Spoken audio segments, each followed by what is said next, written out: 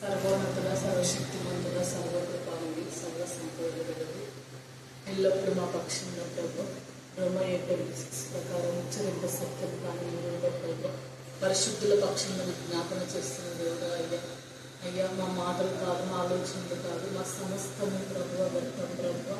అయ్యా మీరు పరిశుద్ధుల పక్షం అనేది జ్ఞాపన చేస్తున్నారు అంటే మేము పరిశుద్ధంగా ఉండడానికి కదా ప్రభు మీరు ఆ మాట మాతో సెలవిచ్చి ఉన్నారు ప్రభు. మీరు పరిశుద్ధంగా ఉండడానికి సహాయం చేయండి అయ్యా.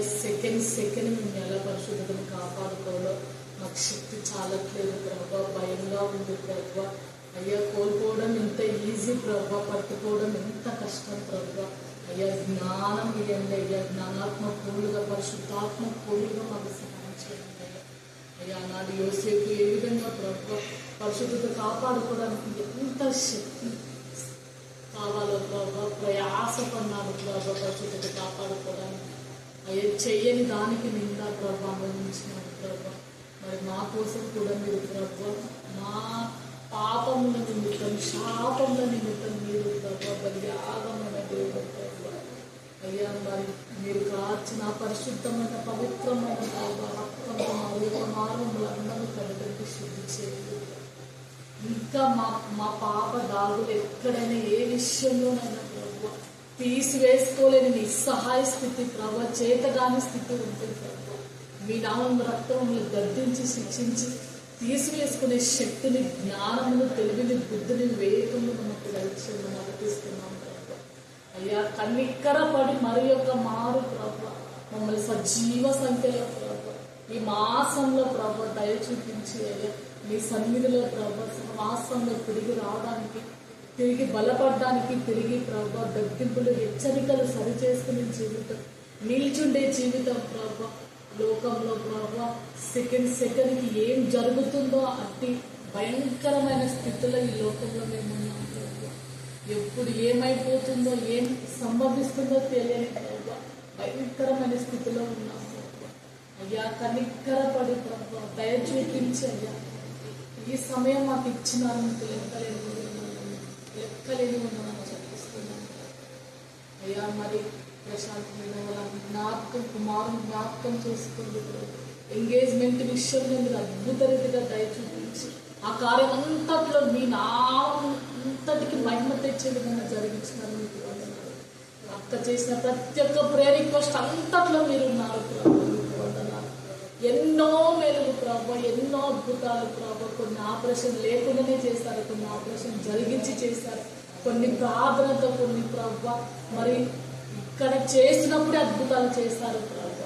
ఇంకా ముగించక ముందే అద్భుతం చేశారు అయ్యా. అయ్యా మేము మనసులో అనుకున్నప్పుడు అద్భుతం చేశారు అయ్యా. అయ్యా మరి కొన్ని రోజులు అయినా కూడా మీరు అద్భుతం చేశారు, ఆలస్యమైన అద్భుతం చేశారు. స్వాస్థ్యం అడిగితే స్వాస్థ్యం, గర్భఫలం అడిగితే గర్భఫలం, ఏది అడిగినా మీరు ఇక్కడ సహవాసంలో మీరు ఇచ్చినారు అయ్యా. ఇంకా ఎంత కృతజ్ఞత కలిగి ఉండాలి, ఇంకా ఎంత నమ్మకంగా ఉండాలో నేర్పించయ్యా. ఇది నేర్చుకునే మా పాఠశాల ఆత్మలో కట్టబడి ఆత్మీయ పాఠశాల అయ్యా. ఇంకా మేము నేర్చుకునే వారమే కానీ నేర్చుకున్నామని చెప్పడానికి మాకు అర్హత లేదు ప్రభు. ఇంకా మేము నేర్చుకునే పిల్లలమే ప్రభు. అయ్యా సహాయం చేయండి. చిన్న పిల్లలు ఏ విధంగా స్కూల్కి వెళ్ళి ప్రభు ప్రతి లెటర్ ఏ విధంగా నేర్చుకుంటారు ప్రభు, ఎలా వాళ్ళకి అర్థం చేసేటట్టు ఈయనలోక టీచర్లు అంతా ప్రయాసపడితే మమ్మల్ని కన్నీ ప్రభువ మా గర్భంలో పిండంగా ఉన్న మమ్మల్ని మీరు ఎలా కన్నిక్కరపడి మా అంద దయ చూపించండి. ఇంకా ఎంత మేము నమ్మకంగా ఉండాలి ప్రభు, ఎంత ప్రభు ప్రయాసపడుతున్నారు. మీ వైపు చేతులు చాచి పిలుస్తున్న దేవుడు ఇంకా ప్రభు మా కుటుంబాలు, మా బంధువులు, రక్త సంబంధికులు ఇంకా దూరంలో ఉన్నారు, ఇంకా రక్షణ లేదు ప్రభు. ప్లీజ్ పరిశుద్ధుడా ఎట్లయినా సరే వాళ్ళని మార్చుకో ప్రభు. కాలం అయ్యా ఎట్టు పోతుందో తెలియని నిస్సహాయ స్థితిలో గుడ్డితనంలో ఉన్నాం ప్రభు.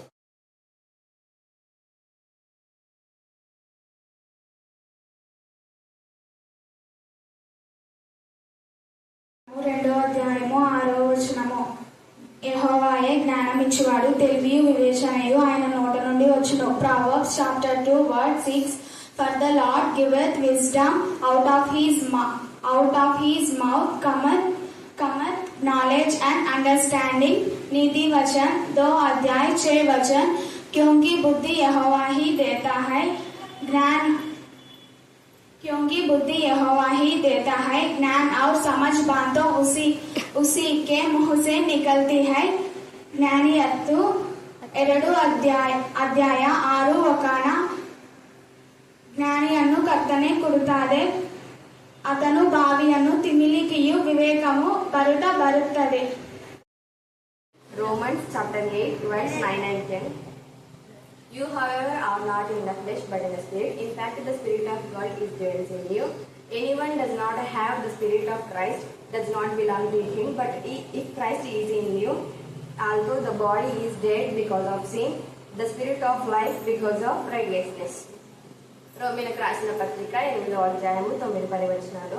దేవుని ఆత్మ మీలో నివసించి ఉన్న యెడల మీరు ఆత్మ స్వభావం గలవారే గాని శరీర స్వభావం గలవారు కారు. ఎవడైనను క్రీస్తు ఆత్మ లేని వాడైతే వాడాయన వాడు కాడు. క్రీస్తు మీలో ఉన్న యెడల మీ శరీరము పాపం విషయమై మృతమైనది గాని ఆత్మ నీతి విషయమై జీవం కలిగి ఉన్నది. Verse 1. It is good to praise the Lord and make music to your name, O Most High. సామెతల గ్రంథము 10వ అధ్యాయం 22వ వచనము. యెహోవా ఆశీర్వాదము ఐశ్వర్యమిచ్చును. జెఫన్యా అధ్యాయము 17వ వచనము. నీ దేవుడైన యెహోవా ఉన్నాడు, ఆయన శక్తిమంతుడు. అధ్యాయం 21 నుండి 23 వరకు. మత్తయి సువార్త 7వ అధ్యాయం 21 నుండి 23 వరకు. ప్రభువా నన్ను పిలిచి ప్రతివాడును పరలోక రాజ్యంలో ప్రవేశింపడు గాని పరలోకమందున నా తండ్రి చిత్త ప్రకారం చేయవాడే ప్రవేశించును. ఆ దినమందు అనేకులు నన్ను చూచి ప్రభువా మేము నీ నామమును ప్రవేశింపలేదా, నీ నామమున దయ్యం నన్ను వెళ్ళగొట్టలేదా, నీ నామమున అనేకమైన అద్భుతమైన కార్యములు చేయలేదా అని చెప్పుదురు. అప్పుడు నేను మిమ్మల్ని ఎన్నడూ ఎరగను, ఆ క్రమము చేయవారు నా ఎదురు నుండి పోనని చెబుతున్నాను. 30 నుండి 32 వరకు. వారి దేశంలో కప్పలు నిండాను, అవి రాజుల గదులలోనికి వచ్చాను. ఆయన ఆగ్నేయలో జోలిగలు పుట్టాను, వారి ప్రాంతములలోనికి దోమలు వచ్చాను. ఆయన వారి మీద వడగళ్ళు వాన కురిపించాను. వారి దేశములో అగ్ని జ్వాలలను పుట్టించాను. కీర్తనల గ్రంథము 106వ అధ్యాయము 30వ వచనము. ఫినెహాసు పరిహారము చేయగా ఆ తెగులు ఆగిపోయాను. కీర్తనల గ్రంథము 107వ అధ్యాయము 1వ వచనము. యెహోవా దయాళుడు, ఆయన కృతజ్ఞతాస్తుతులు చెల్లించుడి, ఆయన కృప నిత్యముండును.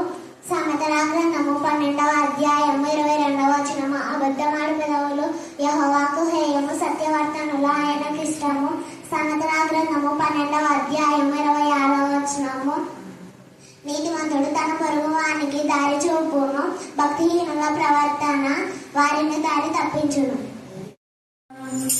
మేలు చేయగా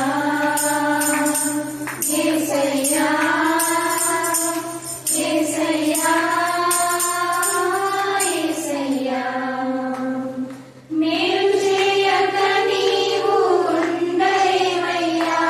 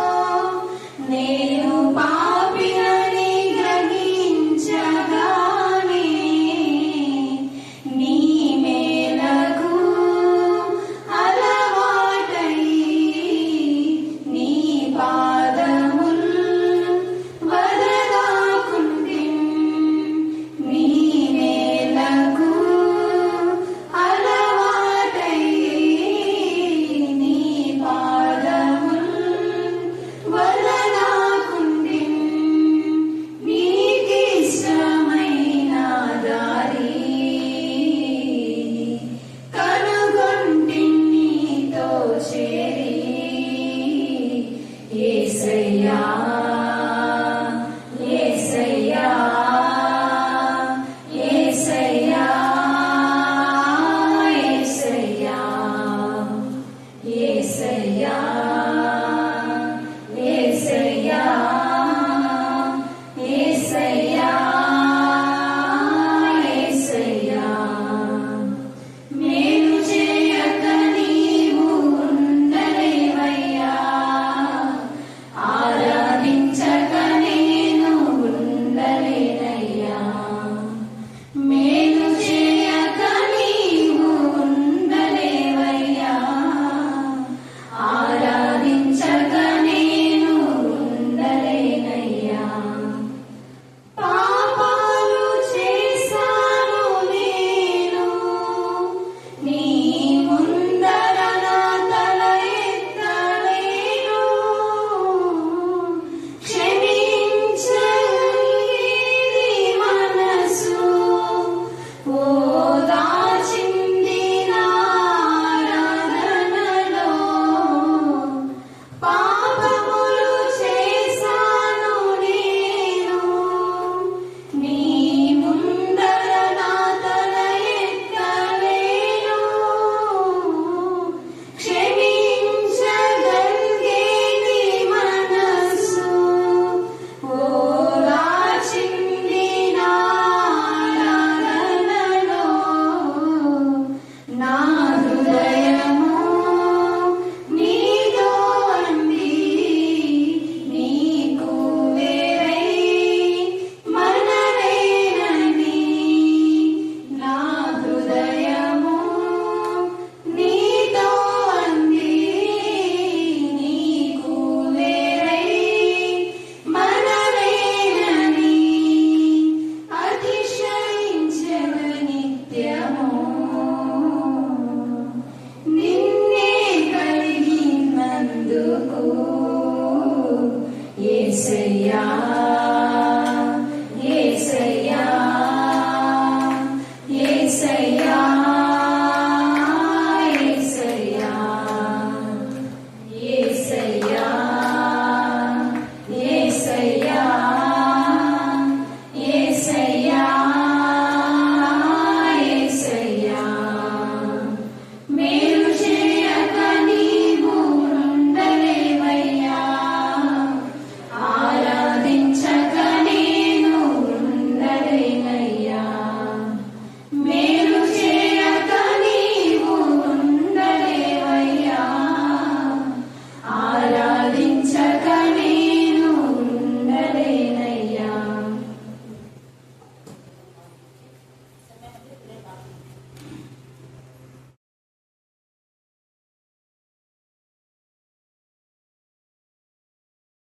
అతని నీడయందు నివసించువారు మరలి వత్తురు ధాన్యము వలె వారు తిరిగి మొలుతురు ద్రాక్ష చెట్టు వలె వారు వికసింతురు లేబానోను ద్రాక్షారసము వాసన వలె వారు పరిమళింతురు ఎఫ్రాయిము బొమ్మలతో నాకిక నిమిత్తమేమి నేనే ఆలకించుచున్నాను నేనే ఎఫ్రాయిము గురించి విచారణ చేయుచున్నాను నేను చిగురు పెట్టు సరళ వృక్షము వంటి వాడను నా వలననే నీకు ఫలము కలుగును జ్ఞానులు ఈ సంగతులను వివేచింతురు బుద్ధిమంతులు వాటిని గ్రహితురు ఏలయనగా యెహోవా మార్గములు చక్కనివి నీతిమంతులు దానిని అనుసరించి నడుచుకొందురు గాని తిరుగుబాటు చేయువారు దానిని అది అడ్డము కనుక వారు త్రొట్టిల్లుదురు దేవుని యొక్క పరిశుద్ధ ఉన్నారా వారికి విజయాన్ని దాయించండి భద్రులు కూడా ఏ కాలేజ్ చేయడం మీ జ్ఞానం దాయించండి దేవ రమేష్ సుజాత కష్టార్జితం గురించి నీకే మహిమ గలత ప్రభావం చెల్లించుకుంటండి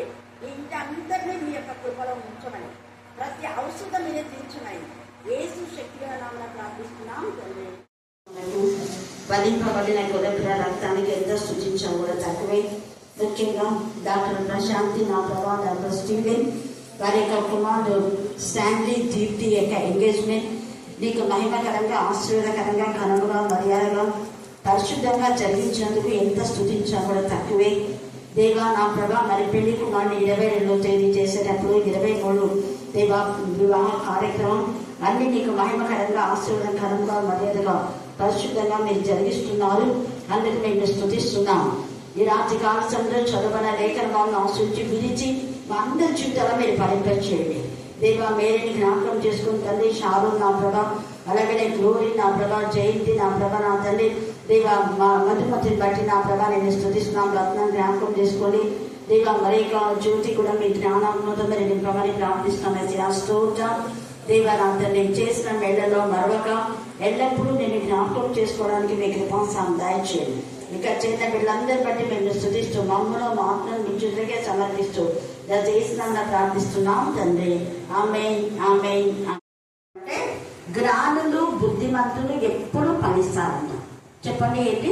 జ్ఞానులు బుద్ధిమంతులు ఎప్పుడు ఫలిస్తారు. మరి చెప్పాలి. జ్ఞానులు బుద్ధిమంతులు ఎప్పుడు ఫలిస్తారు. దీవెనలు భయభక్తి గల బిడ్డలు ఒకవేళ పడిపోయినా కూడా తిరిగి మొలిచేటటువంటిది, తిరిగి పొందుకునే జీవితం. మనము మొదటి సమయాలు 30 అధ్యాయంలో చూస్తే దావీదు తన యొక్క భార్యను, తన ప్రాపర్టీ అంతా కూడా సిక్లకు వాళ్ళు తీసుకుపోయినారు. అప్పుడు దావీదు దేవుని దగ్గర విచారణ చేస్తాడు. ఎందుకు అంటే, దేవా నేను ఒకవేళ దేవునికి విరోధమైన పాపం చేసినందుకు నా వాళ్ళందరినీ ఇలాగ తీసుకొని వెళ్ళారేమో, కాబట్టి ఇది నేను మళ్ళా సంపాదించుకుంటున్నా లేదా అని ముందు దేవుని దగ్గర విచారణ చేస్తాడు. దేవుని దగ్గర విచారణ చేయకుండా దేన్ని పొందుకోడు. అలా విచారణ చేసినప్పుడు దేవుడు న్యాయకర్త. అందుకని దేవుడు కూడా ఏమన్నాడు, అది నీ కష్టార్జితం. ఒకరి కష్టార్జితంలో ఇంకో దోచుకోవడం నాకు అసహ్యం. అది నీ కష్టార్జితం. ఎందుకు? కీర్తన 128లో నిశ్చయంగా నీ చేతిలో కష్టార్జితం నీవు, అది నీ కష్టార్జితం కాబట్టి వాళ్ళు దోచుకోవడానికి నేను ఒప్పుకోను. నువ్వు ఖచ్చితంగా తెచ్చుకుంటావు, వారితోని యుద్ధం చేసి సంపాదించుకో అంటాడు. అలాగనే దావీదు పోగొట్టుకున్నదంతా తెచ్చుకుంటాడు. మళ్ళా ఇంకొకటి ఏంటంటే, అపవాది తీసుకొని పోయిందంతా తెచ్చుకోవడమే కాకుండా ఏ అపవాది అయితే శత్రువు తీసుకుపోయినా శత్రు ప్రాపర్టీ కూడా దేవుడు ఇచ్చేస్తాడు. Double breathing. Hallelujah hallelujah hallelujah. యోబు 42వ అధ్యాయంలో కూడా అపవాది శారీరకంగా నల్లగొట్టి యోబు 10 మంది పిల్లలను చంపేస్తుంది. తన భార్య దూషించి దూరం అయిపోతుంది. కానీ దేవుడి యొక్క కనికరం బట్టి, ఎందుకంటే యోబు జ్ఞానవంతుడు, యోబు బుద్ధివంతుడు, యోబు యథార్థవంతుడు, యోబుకు ఒక నిరీక్షణ ఉంది. దేవుడు ఎప్పుడైనా నన్ను మరలా జ్ఞాపకం చేసుకొని నా మొదటి స్థితిని నాకు ఇస్తాడు. తిరిగి నన్ను మొలించేలా, తిరిగి నేను ఫలించేలా, తిరిగి నేను దేవునికి ఇష్టమైన వాటిగా ఉండేలా, తిరిగి అనేకుల ప్రశంస నేను పొందుకునేలా దేవుడు చేస్తాడన్న నిరీక్షణతోనే భార్య అనవసరంగా మాట్లాడితే నువ్వు బుద్ధి లేని దానిలాగా అలాగా మాట్లాడద్దు. మూర్ఖులాగా మాట్లాడుతున్నావు. బుద్ధి లేని వారు మూర్ఖులు, భక్తిహీనులు, దుర్మార్గులు, దుష్టులు ఒకటే కేడర్. అయితే ఎప్పుడైతే దేవుడు నిజంగా ఈ యొక్క యోబు యొక్క ఓర్పును, శాంతిని, సహనాన్ని, నిరీక్షణ చూసి యోబు పోగొట్టుకున్నదంతా మళ్ళీ ఇచ్చాడు. 42లో ఉంది. మళ్ళీ అదే కాదు, 2 ఆశీర్వాదం ఇచ్చాను. అన్ని డబల్ అంటే 20 మంది పిల్లలు అనమాట. అంటే మొదట 10 మంది పిల్లలు, మళ్ళా 10 మంది పిల్లలు. చూడండి, అలాగా తను పోగొట్టుకున్నదంతా కూడా డబల్ బ్లెస్సింగ్స్ వచ్చినాయి యోగుకు. యోగు తనకు 3 కుమార్తెలకు కుమారులతో పాటే సమానమైన ఆస్తి ఇచ్చాడు, పక్షపాతం లేకుండా. ఎంత మంచి ఆలోచన యోగుకు. ఈ యొక్క రాత్రికాల సమయంలో మనము లోక సంబంధమైన జ్ఞానం కాకుండా ఆత్మ సంబంధమైన జ్ఞానంతో నింపబడితే, ఆత్మ సంబంధమైన జ్ఞానం కలవారు తమ పిల్లలు, మగ పిల్లలైనా ఆడపిల్లలైనా సమానంగా చూస్తారు.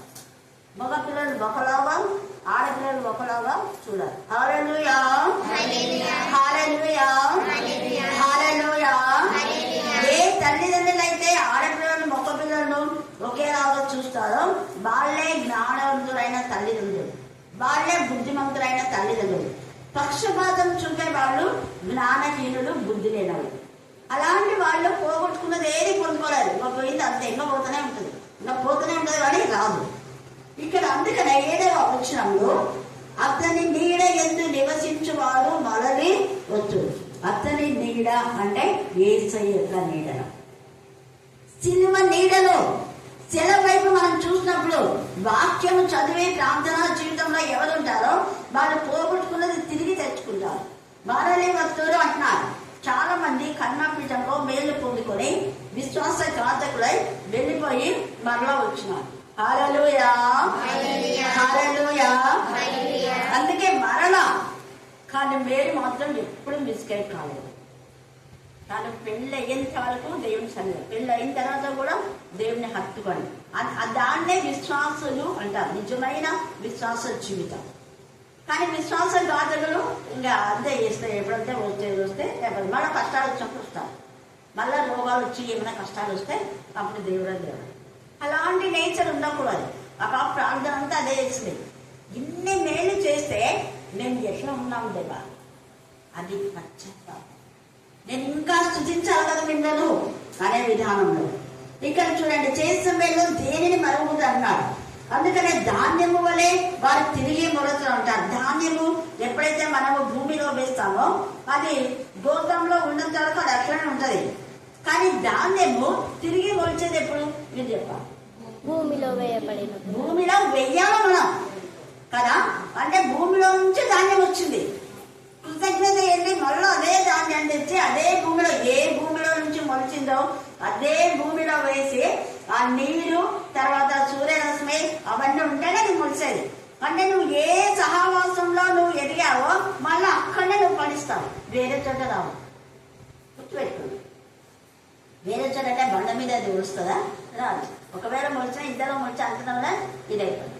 భూమి అంటే ఏ భూమి అయినా కానీ వేరే చోట ధాన్యం ఫలించి మనం కొనుక్కుంటాం అనుకో, మళ్ళా మన భూమిలో అదేమైతుంది? మొలుస్తుంది. మన భూమి ఫలం ఇచ్చింది. అందుకనే ఆ భూమి ఆ నీరు రెండు ఉండాలి. సహవాసము ప్రార్థన.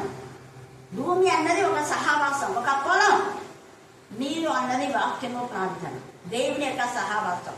ఎప్పుడైతే ఉండదో మనం తిరిగి పోగొట్టుకున్నవన్నీ మనకు వస్తాయంట. ఏమేమి పోగొట్టుకున్నవి అంటే యోబేలు. చూడండి, రేపు అంటే బుధవారం రోజు మళ్ళా స్టార్ట్ అవుతుంది యోబేలు.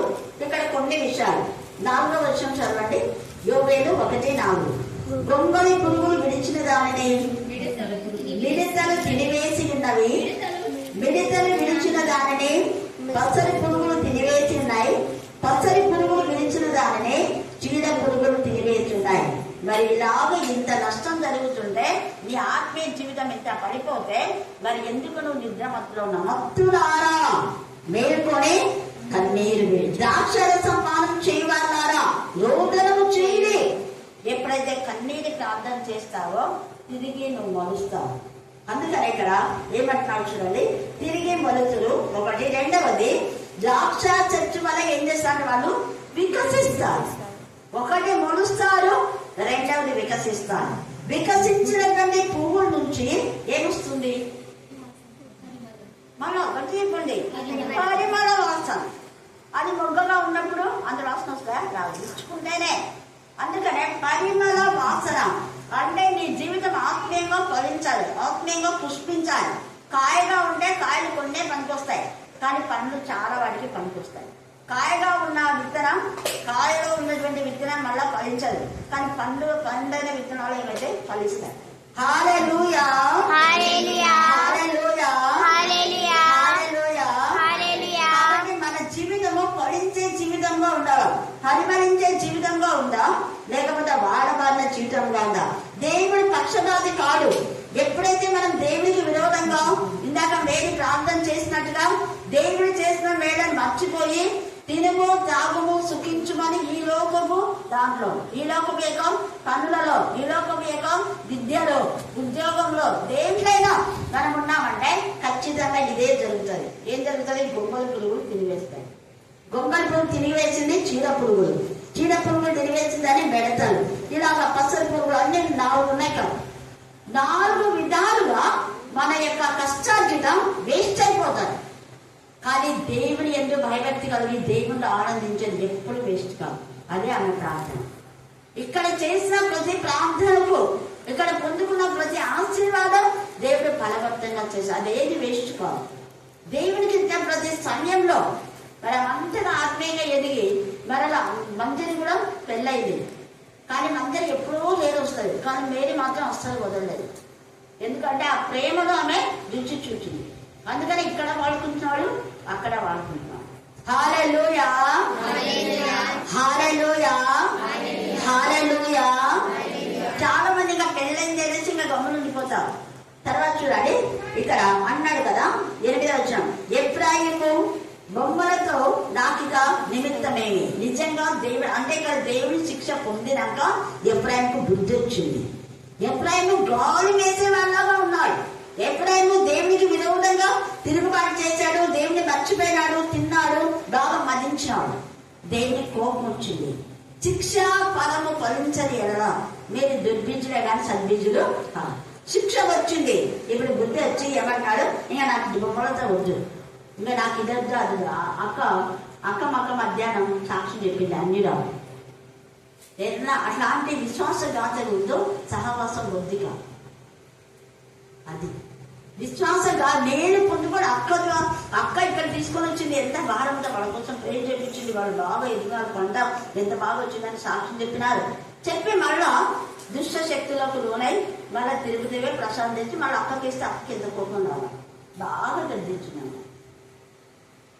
నువ్వు అలాగనే ఉంటావంటే నేను ఇలాగ ఉంటే ఉండపో, నీ బట్టే ఏమైతే చూసుకోను. అది దోషం కలిగి మనం ఉండాలి. చేసిన వేళని ఎప్పుడు మరొకటి మళ్ళీ చెప్తున్నాం. మర్చినామంటే ఎఫ్రాయిం లాగానే అయిపోతుంది బతుకు. ఎఫ్రాయిం తిప్పి వేయబడిన అప్పం వంటి వాళ్ళైనా. కానీ ఎఫ్రాయిము తర్వాత వాళ్ళ సంతతిలో కొంతమంది పశ్చాత్తాపడినందుకు కోరాకు శిక్ష వచ్చినప్పుడు కోరాకు కుమారుడు పశ్చాత్తాపడి ఎప్పుడు దేవుని హత్తుకొని ఆనుకొని ఉంటే అప్పుడు మళ్ళీ వీళ్ళకి ఏమైపోతుంది అంటే మళ్ళీ బ్లెస్సింగ్స్ వస్తాయి. అందుకే నేనే ఆలకించుచున్నాను, నేనే ఎఫ్రాయిముని గురించి విచారణ చేయించున్నాను. నేను చిగురు పెట్టిన సరళ వృక్షం వంటి వాడు. చూడండి, ఇక్కడనేమో తిరిగి మొలుతులు అన్నారు, మొలిచారు. మళ్ళా ద్రాక్ష చెట్లాగా వికసించినారు. లెబానోను ద్రాక్ష రస వాసం వలె పరిమళించారు. తర్వాత ఇక్కడ సరళ వృక్షం వంటి వారు చిక్కుడు పెట్టు, నీతి మంతులు ఖర్జూర వృక్షం వలె మూడు వేస్తారు. తర్వాత నా వలనే నీకు ఫలం. ఇది గుర్తుపెట్టుకోండి. 5వది దేవుని వలనే ఫలము. దేవుని సంధికి వేరుగా ఉంటే ఏమీ చేయలేదు. యెహోవా ఆశీర్వాదం ఏమిస్తుంది? అందరు పట్టేపాలి. నువ్వు కష్టపడితే ఫలితం వస్తుందా? నీ కష్టం అంతా కూడా బూడిలో వచ్చిన పన్నీరు అవుతుంది. దేవునికి వేరుగా ఉండి ఏం చేసినా అది వేస్టే. మళ్ళీ మళ్ళీ మళ్ళీ చెప్తున్నా, గుండెల్లో రాసుకోండి. దేవునికి ఇవ్వాల్సిన ఘనత ఇస్తేనే అది బ్లెస్సింగ్. అందుకని ఇక్కడ ఏమంటున్నారు చూడండి, నీకు నా వలననే నీకు ఫలం కలుగు. దేవుడి నుంచి మనకు విద్య, దేవుడి నుంచి ఉద్యోగం, దేవుడి నుంచి పంట, దేవుడి నుంచి గర్భఫలం, దేవుడి నుంచి ఇల్లు కట్టుకున్నాం. ఇల్లు కట్టుకునేసరికి మనకు మతికిరాము. పునాది కోసం ప్రాణం చెప్తే ఇంక మళ్ళీ రాదు ప్రార్థన ఉంటారు ఇక్కడనే. అది అస్సలు నచ్చదు, నాకు నచ్చదు. మనం ప్రాణం చేయకపోతే ఎంత అనుకుంటుంటారో, చేయండి చేయండి చేయండి అని ఇంకా వెంటాడతారు. మరి దేవుడు ఎంత బాధపడి ఉంటాడు, ఎంత నొచ్చుకుని ఉంటాడు, అర్థం కాదు వాళ్ళకు. మళ్ళీ ఏమైనా రోగం వస్తే అప్పుడు 10 సార్లు కానీ వాడుకుంటుంటారు, వస్తుంటారు. అంత స్థితి తెచ్చుకో. ఇది అంటాడు, బొమ్మల పురుగులు, మిడతలు, పసరు పురుగులు, తీర పురుగు ఇవన్నీ తినేసే వాళ్ళకు బతుకులు తెచ్చుకోవాలా? అప్పుడు దేవుడా దేవుడా అన్నారా? మత్తు రారా? మత్తుంది.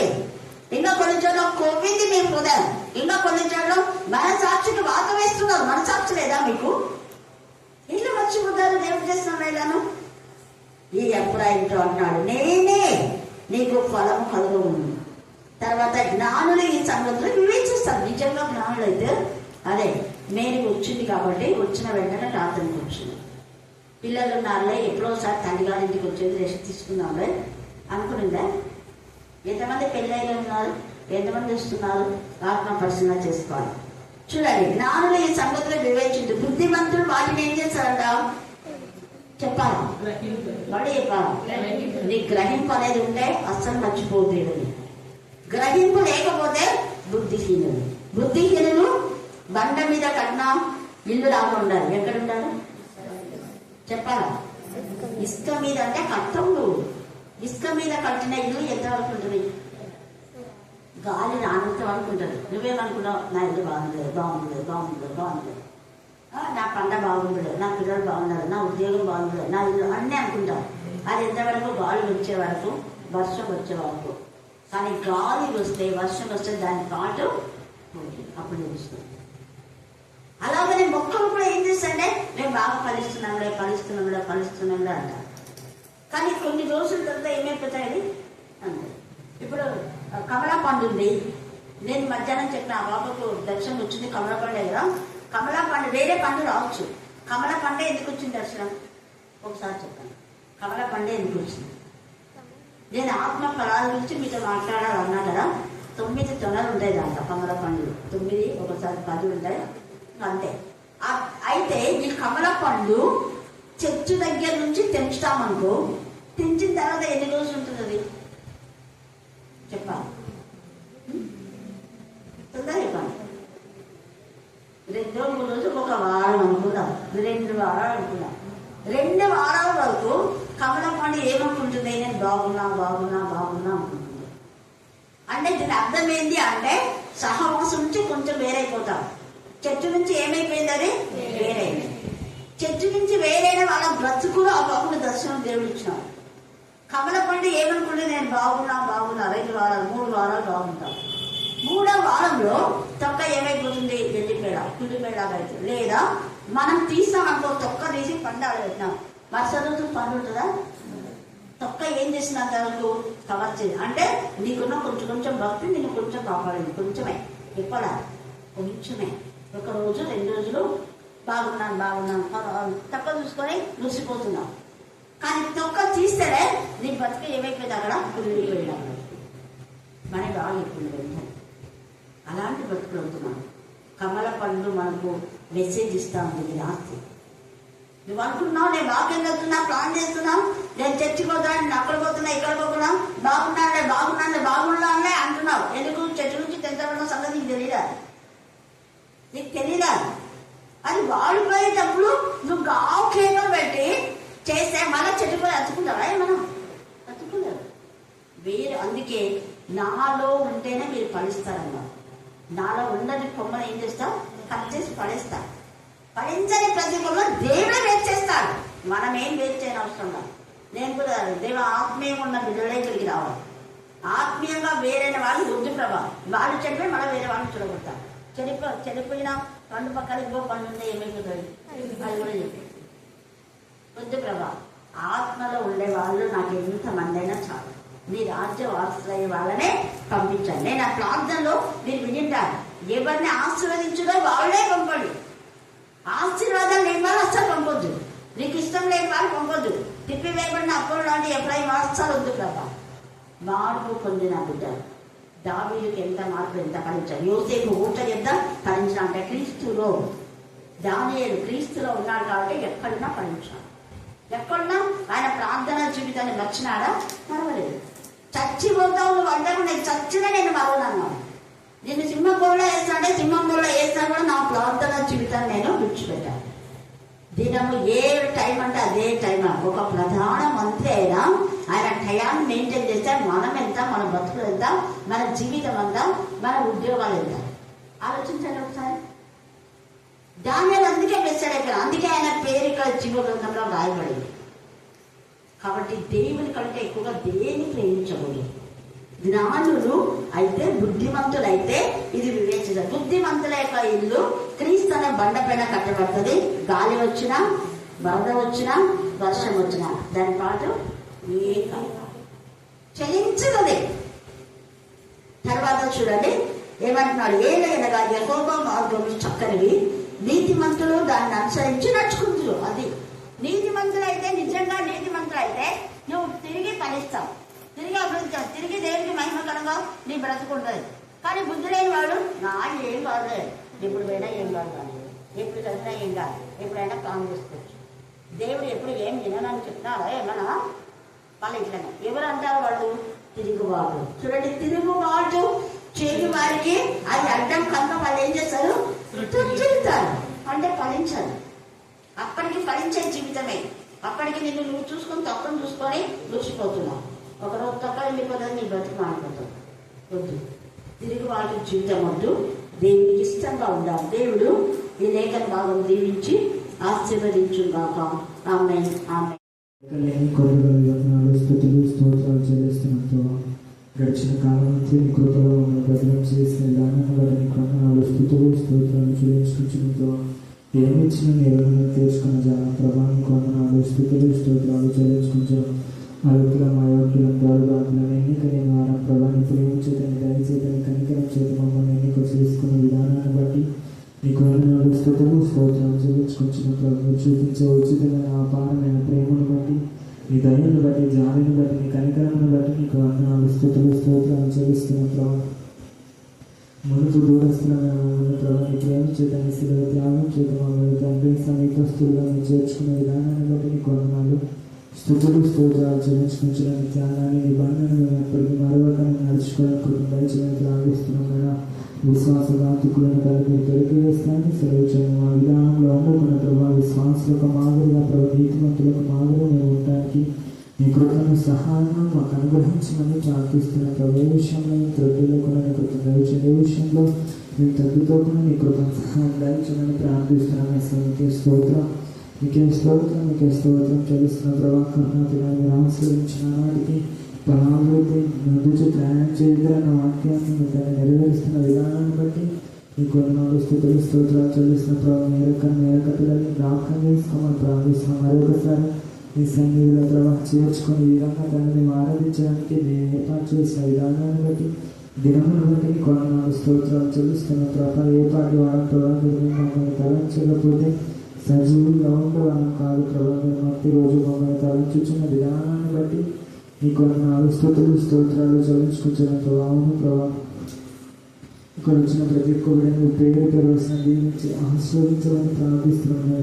చెప్పబడిన వాక్యం ప్రభావ మా అందరి హృదయంలో ప్రభావ మీరు బట్టి ఫలించడానికి ఒక దైవచమని ప్రార్థిస్తున్నాం ప్రభావ.